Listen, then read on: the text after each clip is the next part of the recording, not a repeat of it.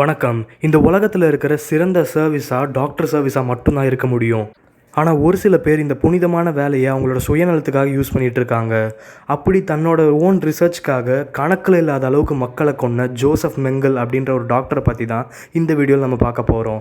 நான் தான் அவங்க மேன் அண்ட் யூ வாட்சிங் மிஸ்ட்ரி ஆர்க் நேஷன். இந்த ஜோசப் மெங்கல் ஜெர்மனி நாட்டில் இருக்கிற கன்ஸ்பர்க் அப்படின்ற ஊரில் மார்ச் 16, 1911 அப்போ பிறந்தார். சின்ன வயசில் ரொம்பவே நல்லா படித்த இந்த Joseph Mengel anthropology and மெடிசனில் doctorate பட்டம் கூட வாங்கியிருக்காரு. இந்த ஆந்த்ரோபாலஜியை சிம்பிளாக சொல்லணும்னா மனிதர்களோட பிஹேவியரை பற்றி படிக்கிறது தான். ஜோசப் மெங்கல் அவரோட கெரியரை institute of hereditary biology and racial hygiene அப்படின்ற ஒரு இன்ஸ்டிடியூட்டில் ஒரு ரிசர்ச்சராக ஆரம்பித்தார். அவர் அங்கே வேலை பார்த்துட்டு இருக்கும்போது தான் ஹிட்லரோட நாசி பார்ட்டி ஜெர்மனிலேயே ஒரு மிகப்பெரிய பவர் ஆகிட்டு வந்தது. அண்ட் ஹிட்லரோட ஐடியாஸ் இவருக்கு ரொம்பவே பிடிச்சிருந்ததால் 1937 அப்போது நாசி பார்ட்டியில் போய் சேர்ந்தார். அண்ட் 1938 ஷுட்ஸ்டாஃபல் அப்படின்னு நாசி பார்ட்டி கீழே ஒர்க் பண்ணிகிட்டு இருந்த ஒரு மிலிட்ரியில் பேராமெடிக்கல் ஆஃபீஸராகவும் போய் சேர்ந்தார். ரொம்பவே கடுமையாக உழைச்சி படிப்படியாக உயர்ந்துட்டு வந்த இவர் மிகப்பெரிய கொடூரனாக ஆனது ஆஷ்விட்ஸ் அப்படின்ற ஒரு கான்சன்ட்ரேஷன் கேம்பில் தான். வேர்ல்டு வார் 2ல் ஜெர்மனி மற்ற நாடுகளோட போர் செஞ்சு அங்கே ஆக்குப்பை பண்ண இடத்துல இருக்கிற மக்கள் மெயினாக யூதர்களை தினமும் ஒரு ட்ரெயினில் போட்டு இந்த கான்சன்ட்ரேஷன் கேம்ப்ஸுக்கு தான் அனுப்பி வைப்பாங்க. அப்படி அரெஸ்ட் பண்ணி கூப்பிட்டு வர முக்கால்வாசி யூதர்களை இந்த கான்சன்ட்ரேஷன் கேம்ப்ஸில் தான் வச்சு கொல்லுவாங்க. அண்ட் இந்த கான்சன்ட்ரேஷன் கேம்பில் தான் மெங்கல் அவரோட உண்மையான முகத்தையே காமிச்சார்.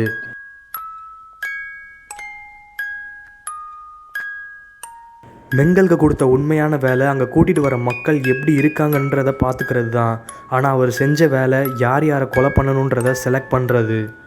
அப்படி தினமும் அங்கே இழுத்துட்டு வரப்படுற மக்களில் யார் யாரெல்லாம் கடுமையாக உழைக்க முடியுமோ அவங்கள மட்டும் அடிமைகளாக ட்ரீட் பண்ணி கடுமையாக வேலை செஞ்சு அனுப்புவாங்களாம். யார் யாரெல்லாம் வேலை செய்ய முடியாதோ, அதாவது சின்ன குழந்தைங்க, வயசானவங்க, நோய்வாய்ப்பட்டவங்க, ஈவன் ப்ரெக்னென்ட் லேடிஸ்ன்னு கூட பார்க்காம அவங்க எல்லாருமே கேஸ் சேம்பரில் போட்டு கொன்னுடுவாராம். ஒரு டைமில் நோமா அப்படின்ற டிசீஸ் இந்த கான்சன்ட்ரேஷன் கேம்ப்ஸில் பரவ ஆரம்பித்தது. அந்த டிசீஸ்னால் அஃபெக்ட் ஆன பேஷண்ட்ஸ்க்கு இவர் ட்ரீட்மெண்ட் பண்ண ஆரம்பிக்காமல் அந்த டிசீஸ் எப்படி உருவாகுது அண்ட் எப்படி டிரான்ஸ்மிட் ஆகுதுன்றதை ஸ்டடி பண்ண ஆரம்பித்தார். அந்த டிசீஸ் அஃபெக்ட் ஆன பேஷண்ட்ஸ் அந்த நோயினாலே இறந்து போகிற வரைக்கும் அவங்க பாடியில் என்னென்ன சிம்டம்ஸ் உருவாகுதுன்றதை ஸ்டடி பண்ணிவிட்டு அவங்க இறந்ததுக்கப்புறம் அவங்களோட மண்டையோடு அப்புறம் பாடி ஆர்கன்ஸ் எல்லாத்தையுமே ஜெர்மனியில் இருக்கிற மற்ற மெடிக்கல் அசோசியேஷன்ஸ்க்கு ஸ்டடி பண்ணுறதுக்காக அனுப்பிடுவாராம். இந்த நோமா மாதிரியே டைஃபஸ் அப்படின்னு இன்னொரு டிசீஸ் உமன்ஸ் பிளாக்ல பரவ ஆரம்பிச்சிருக்கு. இந்த டிசீஸ் ரொம்பவே ஃபாஸ்ட்டாக ஸ்ப்ரெட் ஆனதால் மெங்கல் அங்கே இருக்கிற எல்லா உமன்ஸையும் வெளியில் கூட்டிகிட்டு வந்து அங்கே இருந்த மொத்த 600 பேரையும் கேஸ் சேம்பரில் போட்டு கொன்னாராம். இப்படி கேஸ் சேம்பரில் போட்டு கொல்கிற ப்ராசஸ் தான் மற்ற டிசீஸ் பரவனப்பையும் பண்ணார். அப்படி நோய் வந்தவங்க எல்லாருமே கொன்று மற்ற ஜெர்மன்ஸ்க்கு நோய் வராமல் பார்த்துக்கிட்டதுக்காக ஜெர்மன் நாசி பார்ட்டிலேருந்து வார் மெரிட் கிராஸ் அப்படின்ற அவார்டும் இவருக்கு தந்தாங்க. மெங்கல் அதுக்கப்புறம் மனிதர்களை இப்படி வேஸ்ட்டாக கொல்லாமல் தன்னோட சொந்த ரிசர்ச்காக மனிதர்களை வச்சு எக்ஸ்பெரிமெண்ட் பண்ண ஆரம்பித்தார். அண்ட் அவர் பண்ண ஒவ்வொரு எக்ஸ்பெரிமெண்ட்ஸும் ரொம்பவே கொடூரமான முறையில் இருந்தது. இவர் எந்த மாதிரி மனிதர்களை வச்சு ஆராய்ச்சி பண்ணணும்னு ஆசைப்பட்டார்னா, ஒன்று ட்வின்ஸ், இன்னொன்று குள்ளமாக இருக்கிறவங்க, அப்புறம் உடம்புல ஏதோ அப்நார்மாலிட்டிஸோடு பிறந்தவங்க, அண்ட் மோஸ்ட் இம்பார்ட்டன்ட்லி ஹெட்ரோக்ராமா இரிடம், அதாவது ஒரு கண் ஒரு கலர்லேயும் இன்னொரு கண் வேறு கலர்லேயும் இருக்கும்ல, அந்த மாதிரி மனிதர்களையும் வச்சு தான் ஆராய்ச்சி பண்ண ஆசைப்பட்டார். அவர் ட்வின்ஸை வச்சு ஆராய்ச்சி பண்ணதுக்கான முக்கிய காரணம் ஜெர்மனி நடத்திட்டு இருந்த போர் தான். இப்போது ஒரு நாடு மற்ற நாடோட போய் போர் செஞ்சதுன்னா அந்த நாட்டோட பாப்புலேஷன் கண்டிப்பாக கம்மியாகும். ஆனால் இப்போ அந்த நாட்டில் ட்வின்ஸ் அதிகமாக பிறக்க ஆரம்பிச்சிட்டாங்கன்னா அந்த நாட்டோட பாப்புலேஷனை சீக்கிரமே நார்மல் ஆக்கிடலாம். அதனால தான் அவர் ட்வின்ஸை வச்சு படிக்க ஆரம்பித்தார். மற்ற கேம்ப்ஸோடு கம்பேர் பண்ணும்போது மெங்கலோட கேம்பில் இருக்கிற மக்களுக்கு நல்ல உணவும் தங்குற இடமும் கிடச்சதான். அவர் எப்பெல்லாம் அங்கே இருக்கிற அடைச்சி வைக்கப்பட்ட மக்கள்கிட்ட பேச போனாலும் ஸ்வீட்ஸ் எல்லாம் எடுத்துகிட்டு போய் கொடுத்து ரொம்பவே பாசமாக நடந்துப்பாராம். ஆனால் அடுத்த நாளே அவர் செலக்ட் பண்ண மக்களை கூட்டிகிட்டு போய் ரொம்பவே டார்ச்சர் பண்ணுவாராம்.